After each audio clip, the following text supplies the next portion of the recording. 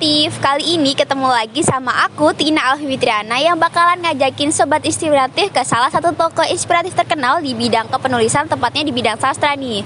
Sobat Inspiratif, penasaran gak sih aku mau ngajak Sobat Inspiratif kemana? Yuk ikutin aku terus. Baik teman-teman, di sini saya sudah bersama salah satu tokoh inspiratif terkenal di bidang kepenulisan, yang tepatnya di bidang sastra. Beliau ini sudah menulis berbagai macam buku, puisi, novel, yang karyanya sudah mencapai sampai 23 karya. Dan beliau ini juga mendirikan berbagai macam komunitas penulisan. Inilah Bapak Yudi Teha. Bagaimana Pak kabarnya? Baik.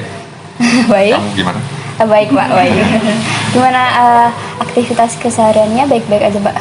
Ya, di rumah saja. Di rumah saja. Karena kan menulis di rumah saja. Iya. Kecuali kalau pas ada acara baru keluar pertemuan atau bedah buku.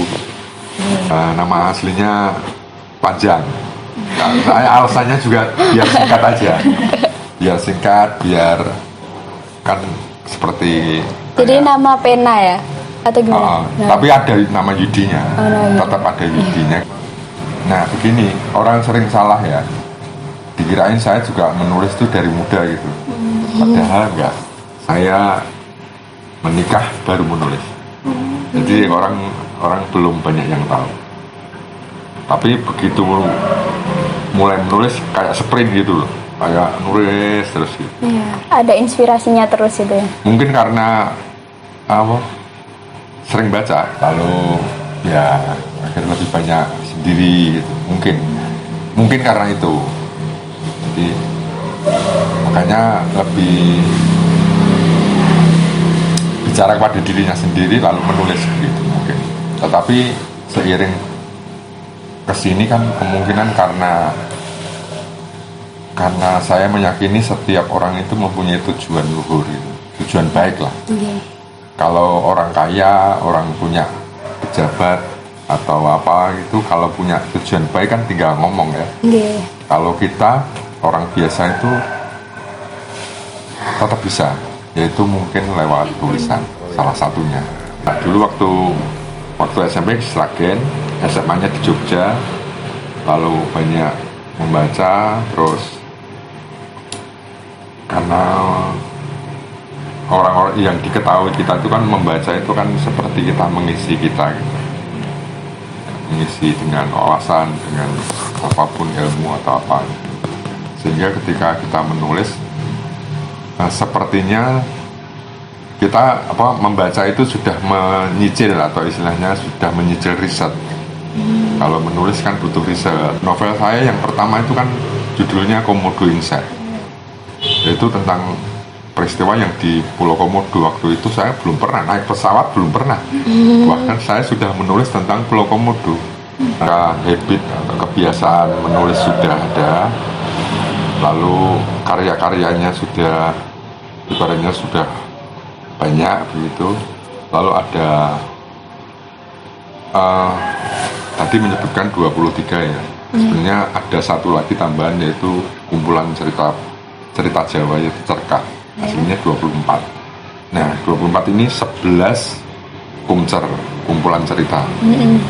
Terus yang 7 itu novel, yang 6 itu buku puisi. Nah kalau yang kumcer ini karena menulis cerpen kumpulannya jumlahnya banyak, lalu ada keinginan untuk menerbitkan. Nah, menerbitkan ini biasanya dibagi-bagi temanya apa, misalnya temanya sosial, politik atau apa gitu. Pertama kali ya itu tadi ikut lomba. Itu novel pertama, Komodo Insight.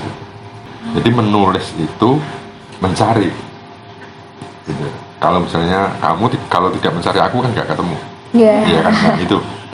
Seperti halnya ide, aku punya menulis apa, terus mencari gitu. Nah, mencari ini belajar membaca. Lalu aku menciptakan sebuah cerpen judulnya Tanah Letong, yaitu pelarian yang mampir ke Indonesia, yaitu di Kepulauan Natuna. Kalau saya tidak mempelajari itu, kisah pelarian Vietnam, terus Kepulauan Natuna. Nah, di dalam Kepulauan Natuna itu ada letong, tanah letong, makanya judulnya Tanah Letong.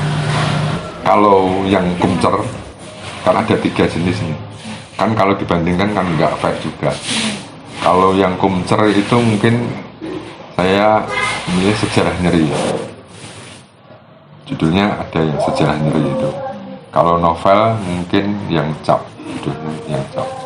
Cap itu tentang kasus apa tentang tokoh Gerwani. Cerpen-cerpen yang ada di buku itu judulnya pakai sejarah semua. Sejarah bibir, sejarah sabun, sejarah gitu judulnya. Keinginan saya membentuk komunitas itu hanya pemikiran sederhana. Saya mikir pasti di antara teman-teman muda itu ada yang pengen lah menulis, atau pengen jadi penulis, atau setidaknya belajar. Yang pertama adalah Kamar Kata. Kamar Kata. Komunitas Kamar Kata itu komunitas bukan online. Jadi kalau misalnya Tina terus Azizah pengen misalnya bisa gabung karena ketemuannya langsung. Itu tahun 2017. Seiring perkembangannya Kamar Kata dari 2017 itu, akhirnya kan dikenal karena karyanya di mana-mana, akhirnya dikenal. Nah, ada orang-orang menghubungi saya lewat DM, lewat pokoknya online gitu. Terus biasanya saya tanya, rumah kamu mana? Gitu. Misalnya rumahnya Kalimantan, loh ternyata jauh. Rumah saya Bogor, rumah saya Jakarta. Dikirain Kamar Kata itu ya deket-deket aja gitu. Ternyata jauh. Ya berarti nggak bisa. Lalu muncullah saya, oke berarti saya diuji-ujui atau disarankan untuk yang membuka online. Nah waktu itu saya masih pikir-pikir karena online itu kan butuh modal ya, karena ada kuota, terus harus ada juga direncanakan dengan baik. Lalu kesini karena yang menginginkan banyak, lalu saya mulai pikirkan, lalu muncullah terus saja tulis itu yang online. Setiap pekan sekali hari Jumat malam di sini, makanya di sini sebutannya Markas Kamar Kata. Ada yang mahasiswa, ada yang S2, ada yang S3, ada yang SMA, ada yang SMP, macam-macam. Boleh semua. Dan tidak mengikat. Untuk terkhusus masalah menulis itu, kalau kamu suka menulis, biasanya seberat apapun itu biasanya nggak berat. Makanya ketika saya ditanya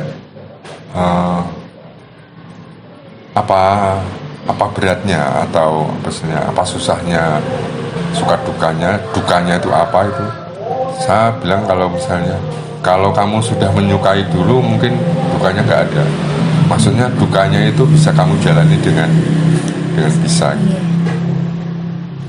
Jadi, tapi terkhusus masalah menulis ya. Tapi kalau masalah apapun itu ya bisa berguna sih bagi. Dasarnya suka duluan. Iya, bisa semua. Kamu harus suka dulu. Karena ketika suka itu kan menjadi ringan gitu.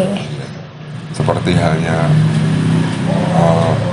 kalau belum bisa menjanjikan itu, tapi kalau kamu suka dulu.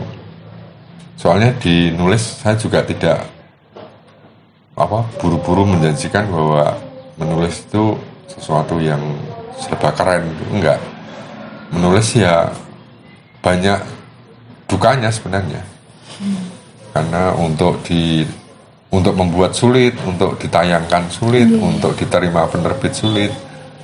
Jadi lebih banyak tantangannya malah. Tapi kalau kamu suka, pasti akan menjadi lebih ringan. Terus kenapa menulis gitu? Nah, masalahnya menulis itu menurut saya itu lebih dari kerjaan.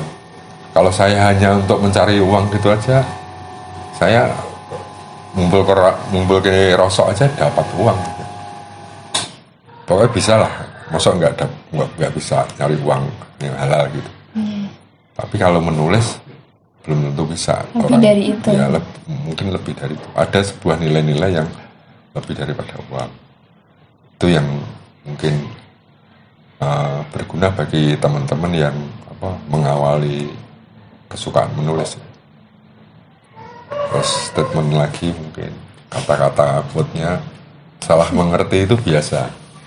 Salah mengerti itu biasa, salah paham biasa. Misalnya Tina sama aku salah paham biasa.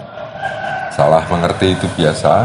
Terus yang menjadi masalah itu ketika tidak pernah mau mengerti dalam segala hal. Nah, itu tadi wawancara bersama Bapak Yudi TH, salah satu tokoh sastrawan yang inspiratif terkenal. Nah, sampai sini dulu ya Sobat Inspiratif. Sampai ketemu di Sobat Inspiratif selanjutnya.